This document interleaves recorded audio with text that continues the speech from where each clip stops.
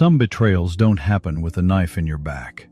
They happen with your name in someone else's mouth, in a room you're not standing in. I learned that at 45, not at 20, not in some wild, reckless chapter when everybody's supposed to be stupid and dramatic.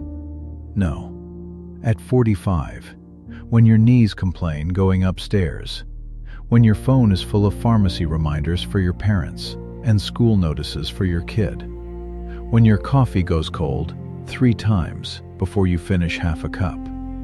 That kind of age. The age where you don't have the energy for betrayal, but life slips it onto your plate anyway. I had a friend, or at least I used that word for him, Daniel. I'd known him since we were both young enough to think cassette tapes would last forever. Back when we sat on the curb outside my mother's house with a beat-up silver boombox between us, listening to old Springsteen songs off a tape that always got chewed near the end of side A.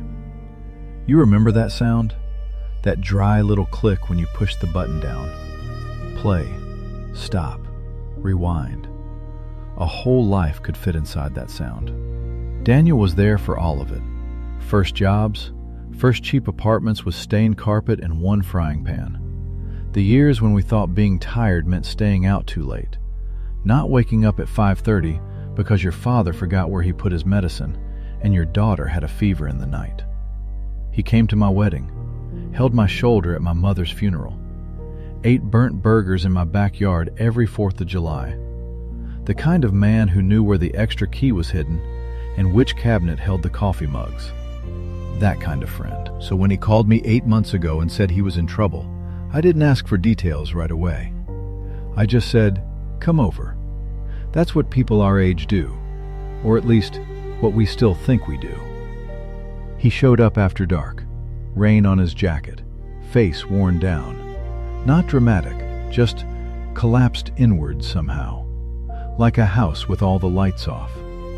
He sat at my kitchen table while I stood at the counter, eating half a cold grilled cheese I'd made for my son and never finished. The bread had gone rubbery. The cheese was stiff around the edges. That was dinner. A 45-year-old man in a wrinkled work shirt, chewing cold sandwich crust, while his oldest friend stared at the table like it had insulted him. He told me he was drowning. Debt, bad decisions, a business deal that went sideways.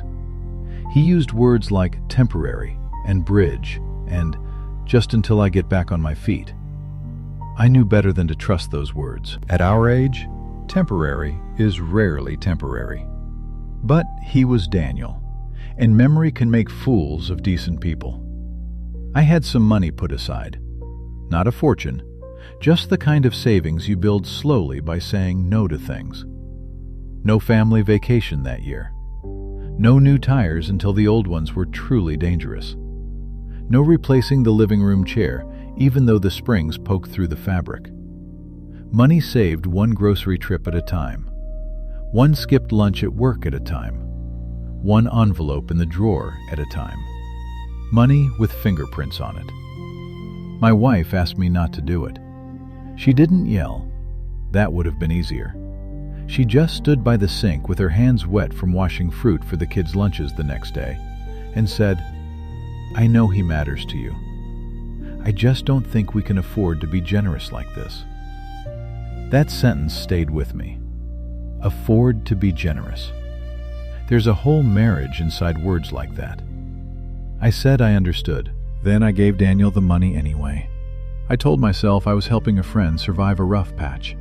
I told myself loyalty had to mean something. I told myself a man ought to be able to look back on his life and say, at least he didn't turn cold. Maybe I was talking to my younger self more than anybody else. He took the envelope with both hands, wouldn't meet my eyes, said, "I won't forget this." That line should come with a warning label. A month passed, then 2. He stopped answering calls regularly, started texting instead. Short messages. "Crazy week. We'll call tonight. Almost there." Then silence. You can feel when something has shifted. It's like hearing the refrigerator stop humming in the middle of the night.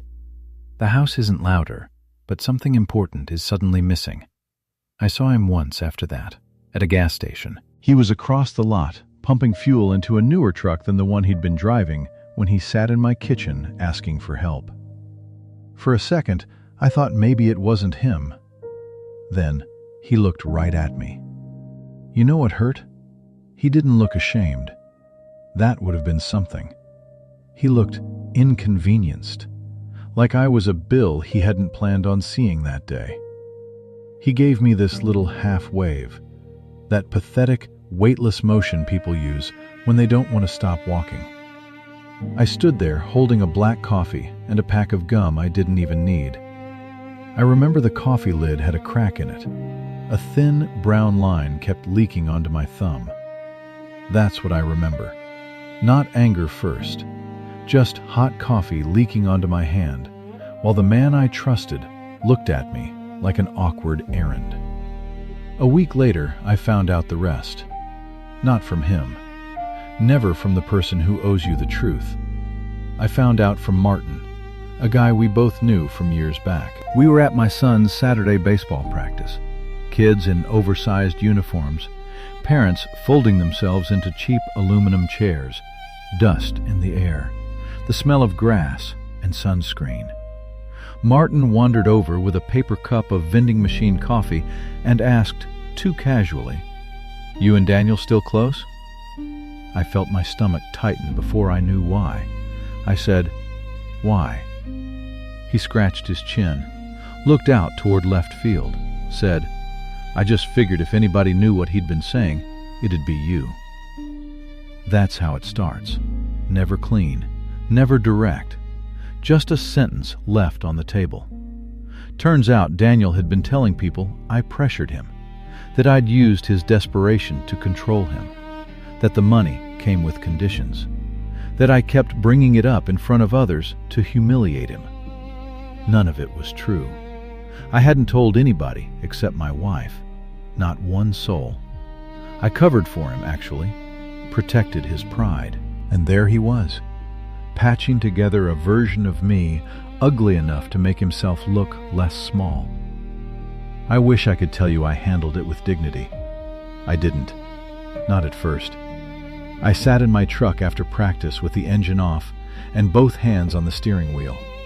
The vinyl was hot from the sun. In the cup holder, there was half a bagel in a napkin from that morning, flattened and dry. My daughter had left a pink hair tie on the gear shift. There was a voicemail from my doctor I hadn't called back. 3 missed calls from the assisted living place about my father's paperwork. A text from my wife asking if I remembered to buy cough syrup. Life, in all its glamorous detail. And in the middle of that ordinary mess, I felt 17 years old, humiliated, stupid, burning with the need to call him and force the truth into daylight. I did call, straight to voicemail. I called again. Nothing. Then he texted, "Can't talk," in the middle of something. I stared at that message so long, the screen dimmed. Can't talk. That was almost funny. The man had found plenty to say when I wasn't in the room. That night, after everybody went to bed, I sat alone in the garage. Didn't even turn the light on. Just sat there on an old cooler beside boxes of Christmas decorations and a broken lamp I kept meaning to fix. From the shelf above me hung my father's old denim jacket, still there from winter, worn thin at the elbows. Smelled faintly of cigarettes, even though he quit 30 years ago. There are some smells the past refuses to surrender. I must have sat there an hour, thinking about all the versions of friendship we carry. The real one, the one we advertise, the one we remember, the one we need so badly we start editing facts to keep it alive. A few days later, Daniel finally called. Not to apologize, to explain. That word again, explain. He said he'd been embarrassed. Said people were asking questions. Said he may have framed things badly. Framed things badly. Like it was a crooked photo on the wall. Like all he'd done was tilt the story a little. I let him talk. His voice kept shifting between defensive and wounded, trying on different jackets to see which one fit. At some point he said, "You know I was under pressure." I looked at the sink full of dishes, at my son's backpack spilled open on the chair, at the unpaid electric bill tucked under a coupon flyer, at the bottle of calcium tablets I had to drop off for my mother the next morning. Pressure. That word landed soft, too soft. I said, "You borrowed money from me, then you borrowed my name to make yourself feel cleaner. Those are two different debts." He got quiet then, real quiet.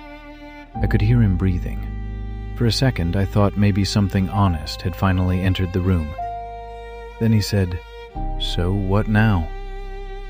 Funny question, as if friendship were a subscription plan you could pause and restart. I said, "Now, nothing." And that was it.